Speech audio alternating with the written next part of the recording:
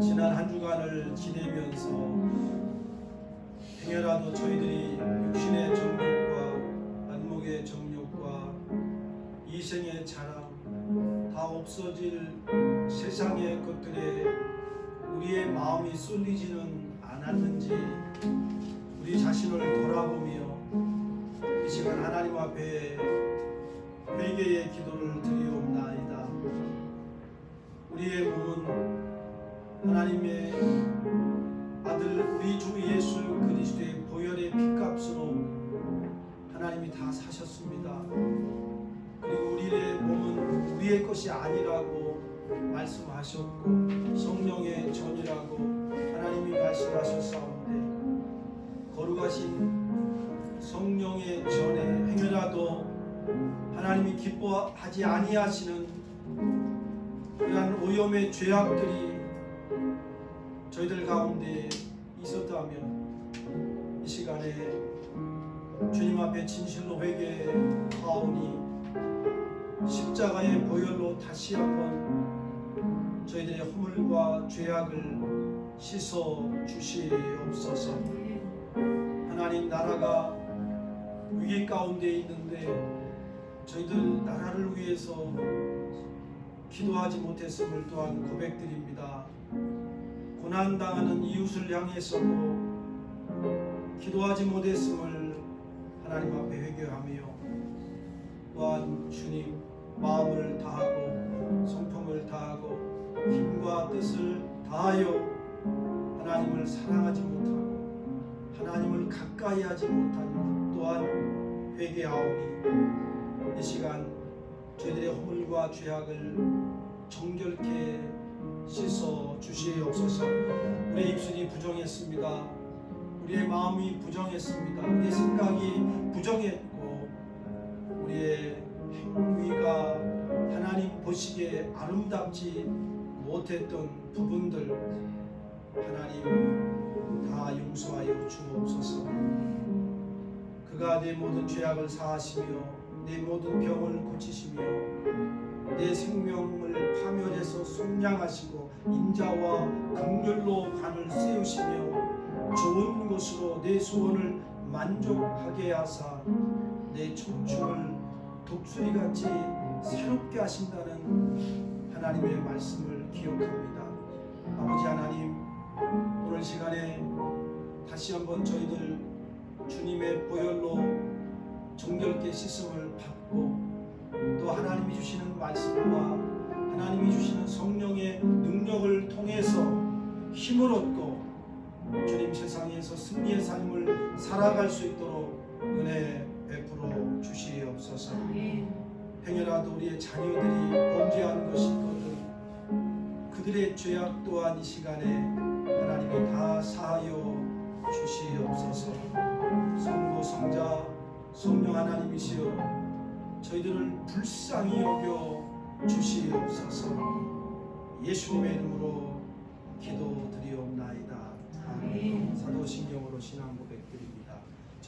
오늘 사도는 로마서 8장을 기록하기 전에 7장까지 그는 우리에게 무엇을 이야기하는가 하면 첫 번째는 하나님의 율법이 인간을 구원하지 못한다는 것을 그는 말하고 있습니다. 두 번째는 하나님의 율법으로서는 하나님의 요구를 우리가 충족시켜 드릴 수 없다는 겁니다. 그럼 하나님의 요구가 무엇인가 하면 내가 거룩하니 너희도 거룩하라. 하나님의 요구는 의입니다. 하나님의 그 의를 율법으로 충족시킬 수 없다는 겁니다. 그렇다면 율법의 기능이 무엇인가를 우리 한번 생각해 봐야 됩니다. 율법의 기능은 인간이 스스로 하나님 앞에 의롭다고 인정받기가 전혀 불가능하다는 사실입니다. 생명의 성령의 법이 우리를 율법의 정죄로부터 해방하였다고 성경은 말씀하고 있습니다. 성령의 능력으로 말미암아 우리를 하나님의 율법의 정죄로부터 해방하였다는 거죠. 자, 그러면 성령은 누가 우리에게 보내주셨는가? 여러분 성령은 예수님께서 부활하시고 승천하실 때 내가 하늘로 올라가면 너희들에게 보혜사를 보내주겠다고 약속하셨습니다. 그때 주님이 그 보혜사 보내주실 것을 약속하실 때 요한복음에서 이렇게 말씀하십니다. 내가 너희들에게 보혜사를 보내주겠는데 그 보혜사 성령은 자의로 말하지 않는다고 했습니다. 내가 그에게 말한 것을 그가 너희들에게 말할 것이다.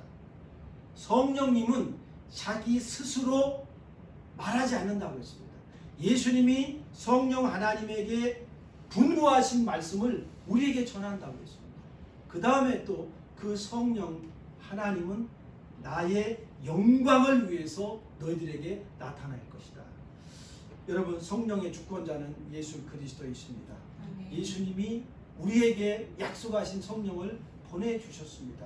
여러분 우리의 구원은 전적인 하나님의 은혜입니다. 하나님의 은혜로 말미암아 우리가 죄에서 구원을 받았습니다. 여러분의 노력, 여러분의 의로 구원 받았습니까? 아닙니다. 구원은 전적으로 예수 그리스도에게만 있습니다.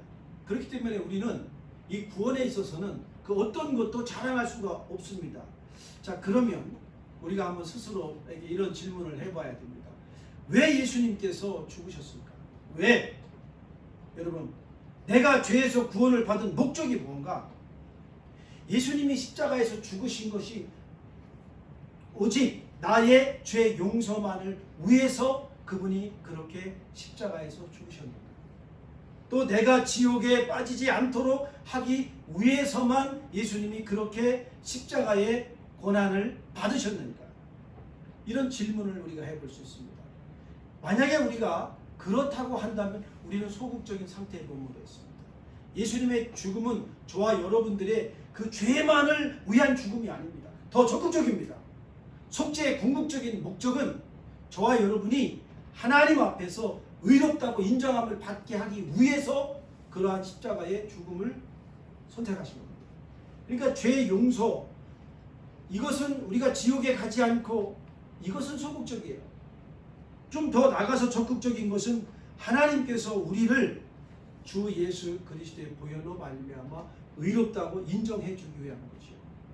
자, 우리는 모두가 죄인입니다. 그런데 예수님의 십자가의 죽음으로 인해서 우린 죄에서 구원함을 받았습니다. 할렐루야. 이것으로 끝난 게 아니에요. 구원받은 것으로 끝난 게 아니고 하나님이 나를 의롭다고 인정해 줬습니다. 그러면 우리가 여기에서 죄 용서받고 의롭다함을 입은 이러한 상태, 그러면 과연 우리는 여기서 그냥 머물며 만족해야 할 것이냐? 오늘 성경의 말씀은 아니라는 겁니다. 우린 더 나가야 돼요. 자, 다 같이 한번 9절의 말씀을 같이 읽어보겠습니다. 만일 너희 속에 하나님의 영이 거하시면 너희가 육신에 있지 아니하고 영에 있나니 누구든지 그리스도의 영이 없으면 그리스도의 사람이 아니라. 자, 9절의 말씀을 통하여 우리는 스스로에게 질문을 해봐야 됩니다. 나는 그리스도인인가? 그리스도인이라는 것이 무엇인가? 어떤 사람이 그리스도인인가? 그리스도인의 영이라는 것이, 그리스도의 영이라는 것이 과연 무엇인가? 우리 성경은 로마서 오늘 본문의 8장 5절에서 두 종류의 사람을 말하고 있습니다. 첫째는 그리스도인이 아닌 사람이 누구인가를 우리 8장 5절, 6절을 같이 한번 더 읽어보겠습니다. 육신을 따르는 자는 육신의 일을, 영을 따르는 자는 영의 일을 생각하니 육신의 생각은 사망이요 영의 생각은 생명과 평안이니라. 먼저 그리스도인이 아닌 사람이 누군가? 육신을 따르는 사람이라고 말씀합니다. 육신을 따르는 사람은 하나님의 생명 바깥에 있는 자들입니다. 그들은 살아 있습니다. 그러나 그들의 영은 사망에 있는 자들입니다. 하지만 그리스도의 영을 따르는 사람들은, 영을 따르는 자는 영의 일을 생각하고 영의 생각은 생명과 평안이라고 했습니다. 그러면 결론적으로 그리스도의 영을 소유했다는 말이 무슨 말인지 제가 잘 해석해 드리겠습니다. 하나님의 영이라는 말과 그리스도의 영이라는 말을 9절에서 병행을 합니다. 하나님의 영이, 그 다음에 그리스도의 영, 너희 속에 하나님의 영이 거하시면 말씀하고 그 다음에는 누구든지 그리스도의 영이 없으면 이렇게 말씀합니다. 여기 영이라는 말을 영어 성경에 보면 대문자 S로 시작합니다. 이게 뭔가 하면 하나님의 영과 그리스도의 영이라는 것은 Holy Spirit입니다. 성령을 말합니다. 그러니까 누구든지 성령이 그 안에 있지 않은 사람은 그리스도에게 속하지 않은 사람이라는 거죠. 그렇기 때문에 그 사람에게는 하나님의 생명이 없습니다. 그러면 나는 성령을 받은 사람인가? 성령을 받았다는 것은 무슨 말이지? 내가 그러면 그리스도인이 된 순간에 성령을 받은 것인가? 아니면 그리스도인이 된 후에 내가 성령을 받은 것인가? 여러분 이렇게 질문 또 해볼 수 있습니다. 고린도전서 12장에서 우리에게 분명히 말씀하시는 것은 성령으로 아니하고는 누구든지 예수를 주라고 할 수 없다라고 말씀하고 있습니다. 우리가 성령님의 능력을 받지 않고는 성령님의 힘을 얻지 않고는 오늘 우리가 이렇게 하나님 앞에 예배드리는 것이 불가능합니다. 예수님을 나의 구주라고 고백하기가 불가능한 거예요. 그래서 고린도전서 12장에서 어떻게 말씀하시는가 하면 예수를 저주하지 않는 사람, 그 다음에 예수를 주님이라고 하는 사람, 이러한 사람들은 자기 힘으로 하는 것이 아니고 성령의 힘으로 이렇게 고백한다고 말씀하고 있습니다. 우리가 주님을 영접하는 그 순간에 여러분 주의 성령이 우리 안에 들어오십니다. 할렐루야. 그러니까 여러분 안에 지금 성령님이 계신 거죠. 우리가 성령님을 의지하지 않고는 예수님을 인격적으로 나의 주님이라고 고백할 수 없습니다. 성령님에 의지하지 아니하고는 주는 그리스도시요 살아계신 하나님의 아들이라는 고백을 할 수가 없습니다.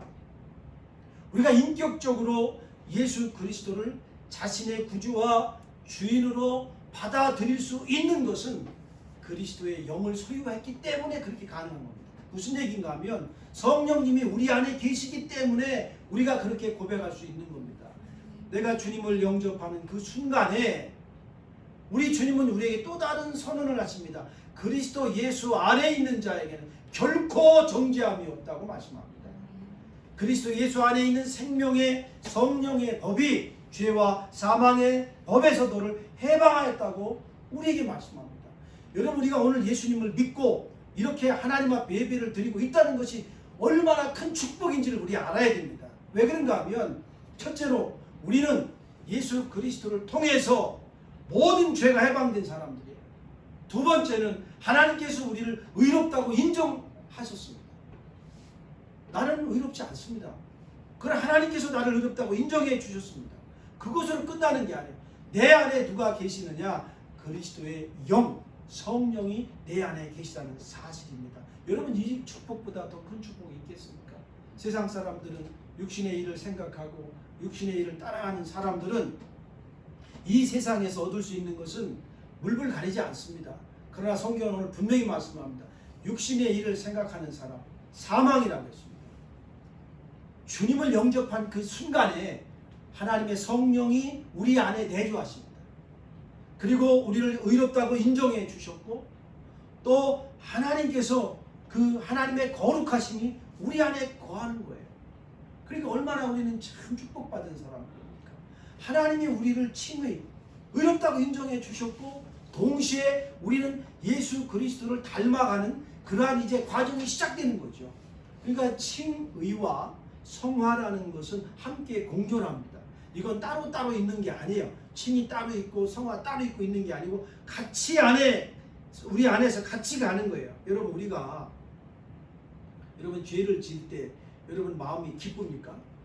여러분 근심되시잖아요. 조그만 우리의 안에 죄가 들어오면 굉장히 불편하고 그때부터 평화가 사라집니다. 평안이 하나님이 주시는 평안이 사라집니다. 왜 그런지 아십니까?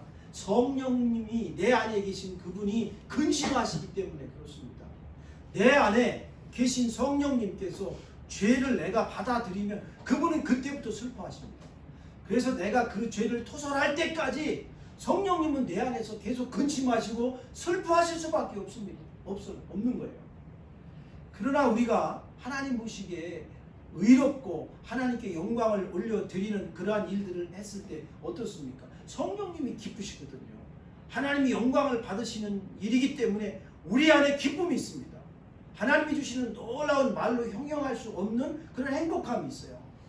그래서 성경은 우리에게 말씀하는 게 너희가 성령을 근심시켜 드리지 않도록 조심하라고 말씀합니다.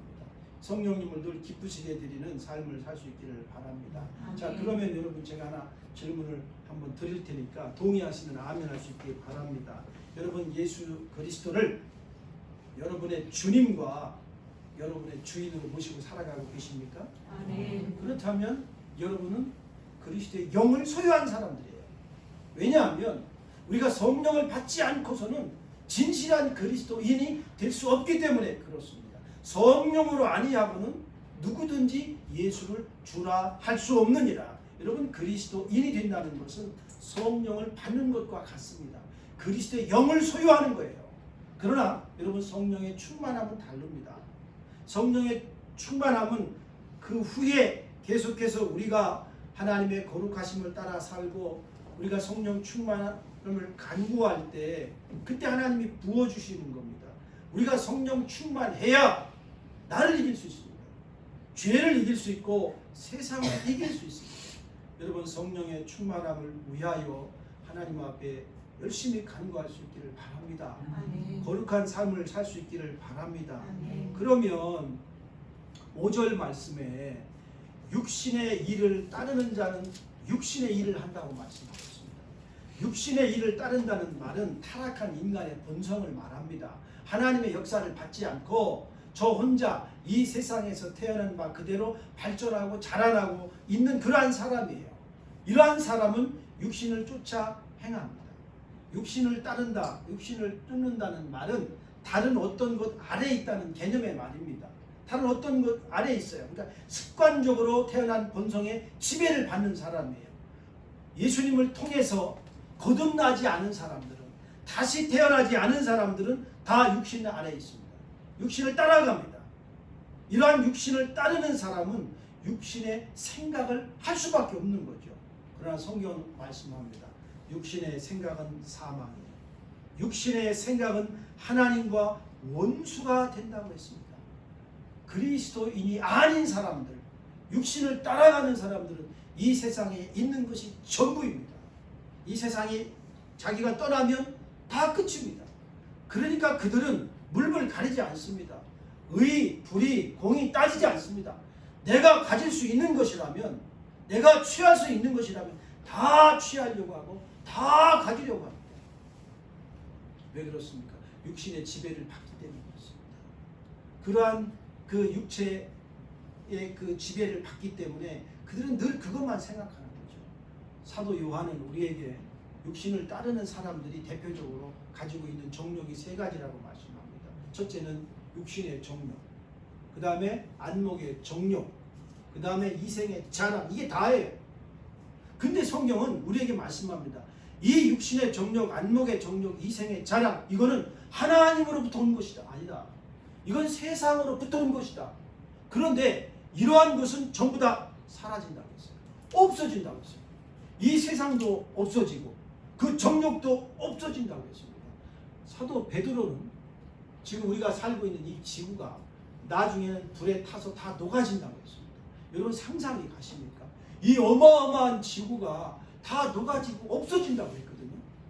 사도 요한 목사님도 이 세상도 그 정욕도 다 지나간다고 했습니다. 그러나 하나가 남는 것은 하나님의 뜻을 행하는 사람은 영원히 남는다고 했습니다. 그래서 그리스도의 영을 소유한 사람들에게 사도 요한이 신신당부하는 것이 너희들은 이 세상을 사랑하지 마라.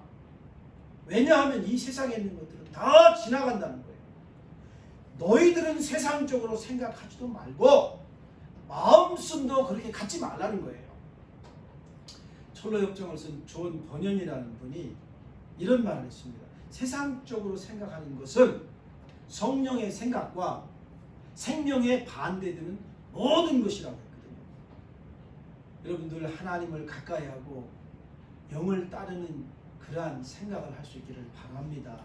하나님 오늘도 성령님께서 나에게 은혜를 주셔서 제가 오늘 어떠한 삶을 살아야 할지, 어떠한 삶을 살아야 하나님이 기뻐하시는 삶을 살 수 있을지 주님 내게 교훈하시옵소서. 나를 지도하시옵소서.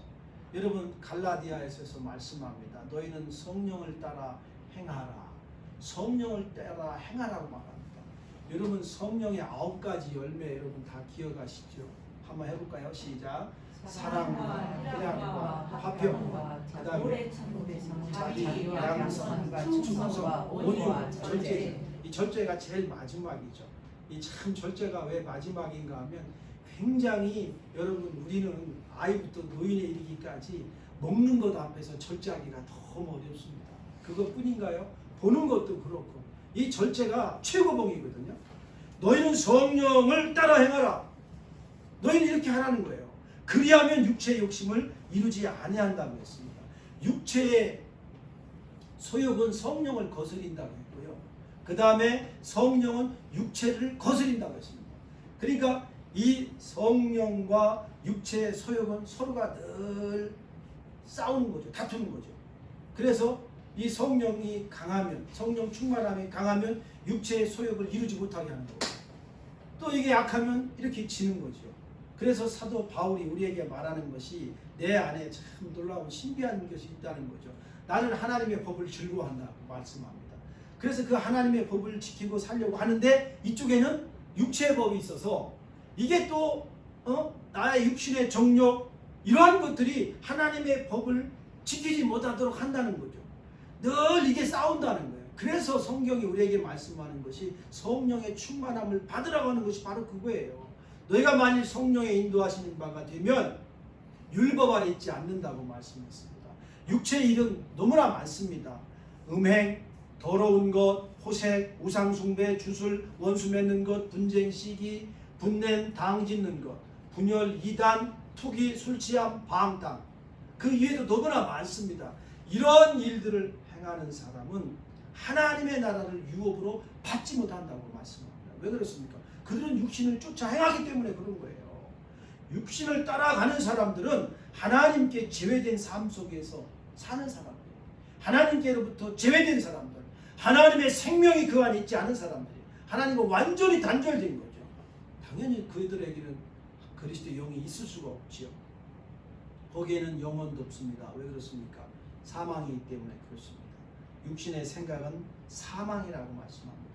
여러분 예수님께서 십자가를 지시기 전에 그 수제자 베드로에게 베드로야 내가 십자가를 지러 이제 올라가야 된다 쭉 말씀하시니까 그때 베드로가 주님을 붙잡고 뭐라고 말합니까? 주님 내버라고 말합니다. 절대 안 됩니다. 어떻게 주님이 그런 일을 하실 수 있습니까? 주님 그럴 수 없습니다. 그때 예수님이 베드로에게 책망하신 말씀이 이겁니다. 너는 하나님의 일을 생각하지 않는구나. 너는 하나님의 일을 생각하지 않는구나. 도리어 사람의 일을 생각하는구나. 예수님이 이 책망 속에는 뭐가 들어있는가 하면 바로 너는 육신의 일을 지금 따라가고 있다라는 말씀입니다.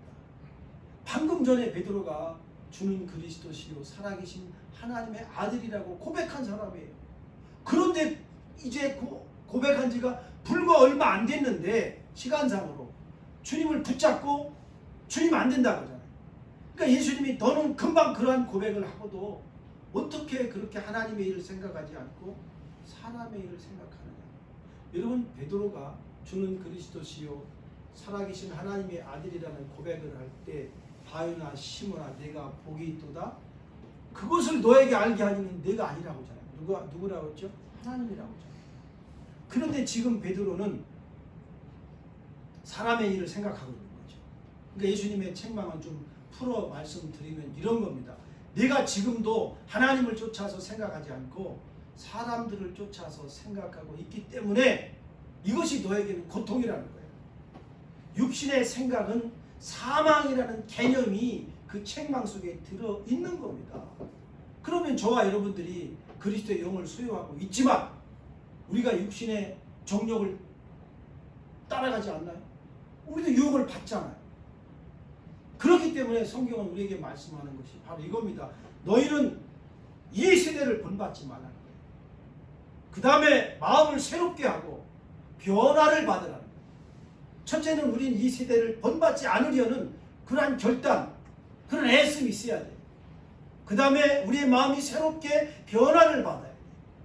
하나님의 선하시고 기뻐하시고 온전한 뜻이 무엇인지 분별하도록 하라고 로마서 12장에 말씀합니다. 왜 그런가 하면 우리의 몸은 영적 예배 처소입니다. 우리의 몸은 하나님의 성전이에요. 고린도전서 6장에서 말씀합니다. 너희 몸은 너희 것이 아니라고 하잖아요. 하나님께서 예수 그리스도의 보혈의 핏값으로 너희를 샀다고 했잖아요. 우리의 몸도 거룩한 하나님의 성전이에요. 전이에요. 하나님의 전을 더럽히면 안 돼요. 이 전에 누가 계십니까? 그리스도의 영이 계시는 거예요. 성령이 계시는 겁니다. 그렇기 때문에 우리는 마땅히 늘 이 세대를 본받지 않으려고 애써야 되고 우리의 마음이 새롭게 변화를 받아서 하나님이 기뻐하시는 일이 무엇인지 그러한 삶을 살도록 우리는 노력해야 됩니다. 여러분, 육신의 생각을 가지고 있는 사람은 하나님을 싫어할 수밖에 없습니다. 왜냐하면 그들은 하나님을 법에 굴복하지 않습니다. 할 수도 없다고 말씀합니다. 그들의 생각은 오직 이 땅에 있는 것 뿐이에요. 더 가지려고 하고 더 취하려고 하고 더 누리려고 하고 남이야 죽든 말든 나라야 망하든 말든 지금 우리가 보고 있지 않습니까? 전 세계에 돌아가는 이런 상황을 보십시오. 이 지구가 없어진다 할지라도 나만 그저 누리고 취하면 그만이에요. 이게 생명 하나님의 밖에 있는 자들의 육신을 따르는 사람들의 생각이고 행동이에요. 이 사람들은 하나님과의 원수된 자리에 있기 때문에 예수님을 미워할 수밖에 없습니다. 반대할 수밖에 없고 그리스도인들을 싫어할 수밖에 없습니다. 교회를 대접할 수밖에 없어요. 영적으로 죽은 사람들 하나님을 반드시 반역합니다. 왜? 그들의 본성이 하나님을 반대하고 있기 때문에 그렇습니다. 그들은 영적으로 죽어 있기 때문에 하나님을 기쁘시게 할 수 없습니다. 하지만 그리스도의 영을 소유한 저와 여러분들, 하나님의 성령이 우리 안에 거한 사람들은 하나님을 거역하지 않습니다. 하나님의 법에 굴복하고 자기 몸의 행실을 죽이고 하나님의 영으로 인도함을 받으려고 하고 늘 하나님이 기뻐하시는 일을 하려고 애를 씁니다. 성령을 소유한 사람, 그리스도의 영을 소유한 사람, 이러한 사람이 그리스도인입니다. 자, 그러면 우리 세 가지를 한번 확인해 보십시오. 첫째는 자기 스스로에게 한번 묻겠습니다. 나의 관심은 어디에 있는가? 나의 주요 관심사는 어디 있으며 내가 주로 생각하는 것이 무엇인지 스스로에게 확인해 봐야 돼요. 여러분 마음은 어디를 향하고 있습니까? 그리고 어디에 이끌리고 있습니까? 무엇에 이끌리고 있습니까? 육에 속한 것입니까? 아니면 성령에 속한 것입니까? 두 번째 확인해야 할 것은 하나님을 향한 나의 태도입니다. 나의 태도. 그분을 나는 사랑하고 있는가? 정말 나는 마음을 다해서 성품을 다해서 뜻을 다하고 힘을 다하여 그분을 사랑하고 있는가? 나는 오늘도 하나님을 가까이 하려고 애를 쓰고 있는가? 정말 내가 진심으로 그분만이 나의 전부이기 때문에 내가 그분을 사랑하고 있는지 아니면 오직 그분을 두려움의 대상으로만 생각하고 있는지 스스로에게 한번 물어봐야 돼요. 세 번째는 나의 삶의 모습입니다. 나는 어떠한 삶을 지금 살아가고 있는가? 내가 지금 이렇게 행하고 있는 이러한 행위는 어떠한 것이며 이 행동의 성격은 어떠한가? 과연 나는 하나님의 법에 복종하고 있는가? 하나님을 기쁘시게 해드리는 그러한 삶을 살고 있는지 스스로에게 우리는 확인을 해봐야 돼요. 이것이 바로 그리스도의 영을 소유한 사람들이 확인해야 할 목차입니다. 우리에게는 어떠한 황홀감, 이상한 소리, 체험 이러한 것이 필요한 것이 아닙니다. 어떤 깜짝 놀랄 만한 은사를 소유할 그럴 필요도 없습니다. 나는 과연 어떠한 생각을 가지고 살아가고 있는가? 정직하게 이 질문에 우리는 답해야 돼요. 내가 육신의 생각을 가지고 그렇게 육신을 따라가고 있는 거 아니면 영의 생각을 가지고 살아가고 있는가? 내가 하나님을 향한 태도, 이거는 어떠한가? 나의 삶의 모습은 과연 내가 하나님을 기쁘시게 드리는 삶을 살고 있는가? 아니면 나의 기쁨을 위해서, 나의 만족을 위해서만 살고 있는지를 물어야 돼요. 성경 오늘 말씀합니다. 9절에서 누구든지 그리스도의 영이 없으면 그리스도의 사람이 아니라. 저와 여러분의 상태를 분명히 할 수 있기를 바랍니다. 내가 지금 어디 있는지를 분명히 확인하십시오. 성령을 주신 하나님께, 그리스도의 영을 우리에게 주신 하나님께 감사하십시오. 아멘. 오늘의 말씀을 거울로 여기면서 자주 숙고할 수 있기를 바랍니다. 아멘. 우리는 그리스도인입니다. 그리스도의 영을 소유한 하나님의 자녀들입니다. 하나님께 속한 사람들입니다. 하나님이 주신 성령을 받은 사람들이에요. 만약에 그리스도의 영이 우리 안에 거하지 않는다면 우리는 하나님 밖에 있을 수밖에 없습니다. 다 멸망의 사람들이에요. 하지만 하나님의 은혜로 또 우리 주 예수 그리스도의 구속으로 말미암아 우리를 모든 죄에서 해방하였을 뿐만 아니라 우리를 의롭다고 인정해 주시고 그 다음에 우리에게 그리스도의 영을 주신 하나님께 진심으로 감사하는 저와 여러분 모두가 될 수 있기를 바랍니다. 아멘. 항상 자신에게 물으십시오. 나의 관심사는 어디에 있는가? 나의 삶의 태도는 어떠한가를 반드시 물으십시오. 이 물음에 스스로 점검하면서 하나님이 기뻐하시는 그러한 삶을 살아가는 우리 모두가 될 수 있기를 바랍니다. 아멘. 살아계신 우리 아버지 하나님, 나의 관심, 나의 태도, 나의 삶의 모습이 하나님이 기뻐하시는 그러한 삶이 될 수 있도록 은혜 베풀어 주시옵소서. 아멘. 예수님의 이름으로 기도드리옵나이다. 아멘.